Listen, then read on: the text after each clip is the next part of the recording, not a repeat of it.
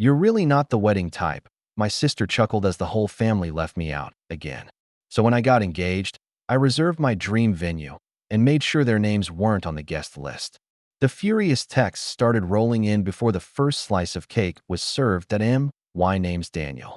I'm 31, and for most of my life, I've mastered the art of laughing off insults that felt more like 1,000 tiny paper cuts, small, sharp, and slow to heal. I come from a family that loves parties, but not necessarily people. At least, not people like me. You know the type. Families who measure your worth in Instagram likes and compare life milestones like it's a scoreboard. I was never winning. My sister, Brooke, on the other hand, was the reigning MVP of our family highlight reel. Blonde, loud, and perfectly curated. She got engaged at 23, married at 25 in a 3-day affair at a vineyard, and has been throwing themed baby showers for her kids like she's auditioning for a lifestyle magazine. Me? I was the late bloomer, the quiet one, the maybe he's just not into commitment guy. Every time I brought a girlfriend home, it turned into a round of subtle interrogations disguised as conversation. So you're okay with his job? You know he still rents, right? Oh, you met on an app? That's cute. Despite it all, I showed up. For every birthday, every holiday, every christening. I sat at the folding tables and smiled when they forgot to include my name in group photos. I brought gifts they didn't open in front of me and made polite conversation while being reminded that I was the last single one left. But the worst was Brooke's wedding. I remember showing up early in a decent suit and being stopped at the door by a planner with a clipboard who asked if I was Daniel, the +1. I wasn't even on the seating chart. When I finally found my place, it was at the overflow table, with the groom's distant cousins, 3 tables back from the head table and next to the bathroom line. During her speech, Brooke actually said, "To everyone who made today beautiful, you know who you are, and you're sitting right here in front of me." I was 3 tables back, next to the bathroom line. Later that night, Brooke, tipsy and glowing, pulled me aside. "You know, Danny," she said, holding her wine glass like it was a scepter, "some people just aren't wedding material. But it's okay. Not everyone needs the spotlight." She laughed, then kissed my cheek like it was a compliment, not a gut punch. I smiled. I always smiled. But that night, I went home and didn't speak to her for 6 months. That was the old Daniel. The one who absorbed, who smiled, who stayed silent. But a quiet shift had been occurring within me. I had spent years being wounded by people who seemed utterly oblivious to the damage they inflicted. They didn't actively despise me. They simply didn't value me. And I was finally done paying for a ticket to a table where I was never truly welcome. 5 years had passed since that wedding. I had met Leia, a woman who was a calming presence to my anxieties, unwavering where I hesitated. She looked at me as if I were complete, not someone who needed refinement or constant explanation. We dated for 3 years before I proposed. It was a private moment, no grand gestures, just the two of us on a secluded trail overlooking a serene lake. She wept, said yes, and then posed the question I'd been dreading. "Will your family be there?" I paused, not because I didn't want her to meet them, she already had, but because I knew precisely what inviting them would entail. The familiar jabs, the backhanded compliments, the performative embraces. I told her we'd consider it. As we began planning our wedding, I found myself perpetually delaying the guest list finalization. Leia noticed. "Is it really that complicated?" she asked one evening, casually flipping through a glossy wedding magazine. I confessed the truth about Brooke's wedding, about the comment, and the pervasive feeling that my family relegated me to a mere side character in their elaborate production. She listened, devoid of judgment, simply holding my hand and stating, "Then perhaps it's time you begin writing your own story." Something profound shifted within me. Not anger, not yet, but a profound clarity. I realized I had spent years being wounded by people who seemed entirely unaware of the pain they caused. They didn't harbor ill will. They simply didn't appreciate my worth. And I was unequivocally done purchasing my admission to a gathering where my presence was not genuinely desired. We secured a breathtaking venue upstate, a collection of rustic cabins with fairy lights strung between ancient trees and a clearing, designated for the ceremony that offered a sweeping vista of the rolling hills. It felt authentically us. We kept the guest list intentionally small, Leia's closest friends, a select few of mine, her parents, a couple of cherished mentors, and colleagues who had, over time, become like family. I deliberated over including Brooke. I truly did. I even found myself staring at the blinking cursor beside her name on the spreadsheet. But then, the smirk, the bathroom table, the not wedding material comment, they all resurfaced. And I deleted her name, not in a fit of rage, but with a quiet sense of peace. Then, I deleted the rest of them too. My mom, who consistently overlooked me in family updates. My dad, whose annual call was primarily to extol my sister's successes. My brother-in-law, who made passive-aggressive jokes about my belated catching up. We dispatched the invitations. Not a single one found its way to my family. The backlash was not immediate. I suppose they assumed I would simply do what I always did, remain quiet, arrive late, and be grateful for any available seat. But the moment Leia posted our save-the-date photo, her hand resting gently on my chest, captioned, "Can't wait to say I do in the hills with the people who truly matter," all hell broke loose. Brooke was the first to text. "Wait, you're getting married? No invite." Then another message. Well, I didn't respond. My mom called 3 times the following morning, leaving a voicemail saturated with feigned hurt. "Daniel, this isn't how families operate. Please call me." My dad sent an email. Who even communicates that way anymore? The subject line was simply a disappointment. I didn't even open it. Then Brooke delivered the ultimate blow. "You're genuinely excluding your entire family after everything we've done for you? Fine, but don't come crying when you're in need later. Enjoy playing husband to your little boho girlfriend." It must be gratifying to finally feel important. I stared at that message for a prolonged moment, but offered no reply. For the first time in my life, I felt no compulsion to explain myself. A few days after the initial text storm, my phone rang. It was my Uncle Ray, my mom's older brother, the only relative I had ever genuinely trusted. He was a retired electrician with a sharp wit and a heart that revealed itself only when least expected. We hadn't spoken in a while, but I answered, mostly out of curiosity. "Hey, Daniel," he said, his voice gravelly, as if he were still shaking off sleep, even though it was mid-afternoon. "Listen, I know I probably shouldn't get involved, but your mom's been going around telling people you're having some kind of mental breakdown. Says Leia's got you isolated or something. You okay?" I laughed. A genuine, unburdened laugh. "I'm fine, Uncle Ray. More than fine. I just didn't want the people who spent years making me feel invisible to sit in the front row of my wedding like they had earned it." There was a pause, a long one. Then, "Good. About damn time," he said. I blinked. "Wait, what? Kid," he continued, "you think I didn't see it? Every Christmas, you'd show up with gifts, and they'd act like you were the mailman. Every time you brought a girl home, they made her feel like a charity case. And don't even get me started on what Brooke said at her wedding. I told your mother that was out of line. She just said, 'Daniel isn't the sensitive type.' That's when I knew she stopped seeing you as a person and started seeing you as an ATM. They're losing it not because you hurt them, but because you finally stopped letting them hurt you." That hit me harder than I expected. Not the insult, but the profound relief that someone, anyone, had noticed. "I just wanted a peaceful wedding," I said quietly. "And you're going to have one," he replied. "You earned it. I'm not calling to guilt you, Daniel. I'm calling to say thank you for finally standing up." The messages continued to pour in, from distant cousins, from Brooke's husband, even from my mom's church friend who once asked if I was the artistic one, as if being single and quiet automatically equated to painting portraits in an attic. Each message bore a different flavor. Some were veiled guilt trips, others outright rants. But all of them boiled down to the same toxic concoction. How dare I remove myself from their carefully constructed narrative? Then came the group message.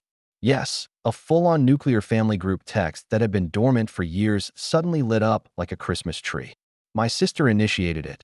Just wanted everyone to know Daniel is getting married and didn't invite his family.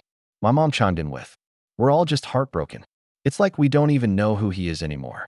Then my dad, with his usual emotional bluntness. "He's always been selfish. We just didn't want to admit it."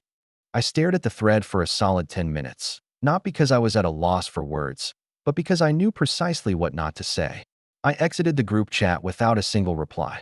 A week before the wedding, a card arrived in the mail. No return address, but I recognized my mom's handwriting instantly. Inside was a 3-paragraph letter, scrawled in blue ink. The first paragraph was an emotional guilt trip, recounting how she carried me for 9 months, how she stayed up with me during fevers, how she always tried her best. The second paragraph subtly shifted into a veiled scolding, how family isn't something you can simply opt out of, how I was embarrassing myself in front of the extended relatives, and how I needed to consider the image I was projecting. The final paragraph, that was the true kicker. If you marry this girl without inviting your family, don't bother coming back. Don't call when you need help. Don't expect us to welcome you at Christmas. Actions have consequences, Daniel. I folded the letter carefully, slid it back into the envelope, and placed it in the drawer beside old RSVP cards. The morning of the wedding, I awoke earlier than expected. The air was cool, the sky overcast in that perfect, soft, photographic way. Leia was getting ready in another cabin, and I had a rare moment to myself. No noise, no buzzing phone, just the gentle hum of wind through pine trees and the scent of something fresh beginning. Then my phone lit up, a new number. I almost ignored it, but something compelled me to answer. It was Brooke. I just want to know why, she said immediately, no greeting. Why would you do this to us? To me? After everything. I sat down on the edge of the porch. Brooke, you told me I wasn't wedding material, that I didn't belong in the spotlight. You made me feel small for years. And now that I'm finally happy, you're upset I didn't hand you a front row seat to it? You're overreacting, she snapped. It was a joke. God, you're so sensitive. There it was, the phrase I'd heard my entire life. I'm not sensitive, I said quietly. I'm just done. And then I hung up and turned off my phone. By the time guests started arriving, I felt lighter than I had in years. The ceremony was everything I didn't know I needed. When I saw Leia walking toward me, her hair braided with tiny wildflowers and that calm, radiant smile, it hit me just how far I'd come. My hands weren't shaking, my voice didn't falter. The weight of their absence didn't feel like a loss. It felt like space. The ceremony ended with cheers and laughter and the kind of hugs that linger because the people giving them truly mean it. As everyone made their way to the reception, the photographer pulled me aside. Hey, she said gently. There's a group of people kind of lingering near the trees at the edge of the venue. They haven't come in, but they're watching. Do you want me to do anything? I knew immediately who it was. I turned to the photographer and smiled. You don't need to do anything. Just crop wide if they're in the background. I watched them standing. There, my mother, my father, and Brooke in a white pantsuit. They hadn't shown up out of love. They came to witness the thing they believed they were entitled to, and now that they had no say, they seemed utterly lost. During the toasts, my best friend Oliver raised his glass and delivered a speech that silenced the entire tent. To Daniel, he began, the most loyal friend I've ever had, who spent years giving love to people who didn't see it for what it was, who finally found someone who saw him and chose him. This guy has taken more punches from life than most people twice his age and still showed up for everyone. But today he showed up for himself. And man, it's about time. People clapped, some even stood. I didn't cry, but I could have. Because in that moment, I realized the version of me who once begged to be seen was gone. The person sitting at that table wasn't trying to prove anything to anyone. I had already won, not out of revenge, but by reclaiming the life they always told me I wasn't meant to have. As dessert was being served, mini apple tarts and tiramisu squares, my phone buzzed. One message from Brooke. It read, "You are seriously going to regret this." No context, no explanation, just pure venom distilled into one sentence. I turned the screen to Oliver. He read it, then let out a low whistle. Wow, she really thought this was about her. I smiled, then hit block without another word. Later that night, as the music drifted through the trees, I walked back toward the cabins and heard voices. He should have just let us in. That's our family. It was my mom, still furious. Then Brooke. I hope he chokes on his perfect little moment. Let's see how long it lasts once real life kicks in. I stepped through the trees and into their view, startling all three of them. My mother gasped. Brooke's eyes narrowed. My dad just stared. I know you're upset, I said calmly, my voice steady. But you weren't uninvited. You were never invited because this day wasn't about correcting your version of me. It was about celebrating the person I've become without you. And the fact that you're here, hiding behind trees instead of being surrounded by love, tells me I made the right choice. Brooke's jaw clenched. You think you're better than us now? No, I said. I think I'm finally free of you. Then I turned around and walked away, back toward the laughter, the light, and the people who actually showed up. As I walked away from the shadows of my past, each step felt like an exhale I'd been holding in for years. The wedding was still alive behind me, music drifting through the trees, fairy lights glowing like soft stars, Leia's laughter echoing with the kind of warmth no family function ever gave me. I didn't need to see their faces to know what I left behind. I could feel it. 3 people standing in silence, stunned by the one person they thought would always come crawling back, finally walking away. When I returned to the reception, Leia caught my eye from across the dance floor. She was barefoot, her shoes abandoned under a table, dress flowing as she twirled in a slow circle with her niece on her hip. She smiled at me like nothing in the world was missing, and for the first time in my life, I agreed. We danced, we laughed, we cut the cake without a single passive-aggressive comment or forced photo. Our friends gave awkward, funny toasts. Someone spilled red wine and blamed it on the ghosts of exes past. People stayed late, long past when the music should have stopped. Nobody was checking their watches or pretending to care. They just were there. And so was I. When the night finally wound down and the last lanterns were dimmed, I sat with Leia on the cabin porch, wrapped in a blanket, in silence, just the 2 of us. She leaned her head on my shoulder. I saw them, she said, quietly. I know. I wanted to say something, but I didn't want to ruin it. You didn't, I whispered. They couldn't ruin it, even if they tried. She reached into her pocket and pulled out a small white envelope. This came while you were getting ready. I didn't want to hand it to you before the ceremony. I took it, slowly. My name was written in my mother's handwriting again. Inside was a check for $10,000 and a note for the wedding expenses. We know things are probably tight. Don't let your pride ruin your marriage before it starts. Think about your future. Mom. There was no signature, no warmth, just an assumption that I was still for sale. I chuckled and slid the check into the fire pit beside us. The flames caught quickly, curling the paper into black wisps that flew into the sky. Leia didn't say anything. She just pulled the blanket tighter around us, and we sat there until the fire died down, the last ember glowing like the last word I never needed to say. A week later, we were back home, peacefully married. The venue had been cleaned up, the deposit cleared, the photos were being edited, and the silence from my family was deafening. At first, I thought maybe they'd finally accepted it, my choice, to cut the cord they'd been yanking my whole life. But then the fallout started. Not from them directly, but from everyone around them. It began with a voicemail from my cousin Rachel. Hey, I don't want to be weird, but your mom's been telling people you had a mental breakdown at the wedding. She said you kicked them out, and that you banned family because Leia doesn't like them. But I saw the photos. You guys looked happy. So I just wanted to check, are you okay? I played the message twice. Then I checked Facebook. Sure enough, my mother had posted a vague status the day after the wedding. When you raise someone with love and they repay you with exile, you have to let go and pray they find their way back before it's too late. Hashtag heartbroken, hashtag family first. The comments were full of sympathy. Praying for you. Kids can be so selfish these days. You're such a strong woman. And of course, one from Brooke's best friend. Ugh, I still can't believe he didn't even let you stay. Disgusting. It would have been laughable if it hadn't been so calculated. They were spinning the story, trying to regain control over a narrative they'd lost. In their version, I was unstable, dramatic, controlled by a manipulative wife, a cautionary tale. So I did something I hadn't planned on. I responded, not with a Facebook post or a text thread. No, I wrote a letter, a real one, printed it out, sealed it in an envelope, and mailed it to my parents, Brooke, and a few of the relatives who had reached out in concern. No drama, just facts. Dear family, you've made it clear that your version of my life makes more sense to you than the truth ever did. So let me tell it once, plainly. I did not have a breakdown. I did not exclude you out of spite or manipulation. I chose to begin a new chapter of my life surrounded by people who love me for who I am, not who they expect me to be.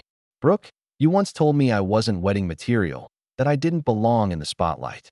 You laughed as you said it, but the damage was real. For years, I internalized every offhand comment, every backhanded compliment, Every time I was made to feel like an afterthought. I stayed quiet because I was taught that family forgives, but forgiveness requires remorse, and you have never once acknowledged your words or actions. Mom, your check didn't come from love. It came with strings. It was a leash disguised as a gift. I don't need it. We never did. You weren't uninvited from my wedding. You were simply never included in a moment you had no hand in building. I've spent my life trying to be accepted by people who see me as the family wallet, the emotional punching bag, the one who doesn't fit the aesthetic. Well, I'm done fitting into a mold you built from resentment and entitlement. I didn't cut you out of my life to punish you. I let you go because carrying you is breaking me, and I won't carry that anymore. Daniel, I sent the letter, and then I moved on. There was no reply, no apology, not even a text. But slowly, over the next few months, something surprising started happening. A cousin I hadn't seen in years messaged me to say she'd always thought I was treated unfairly.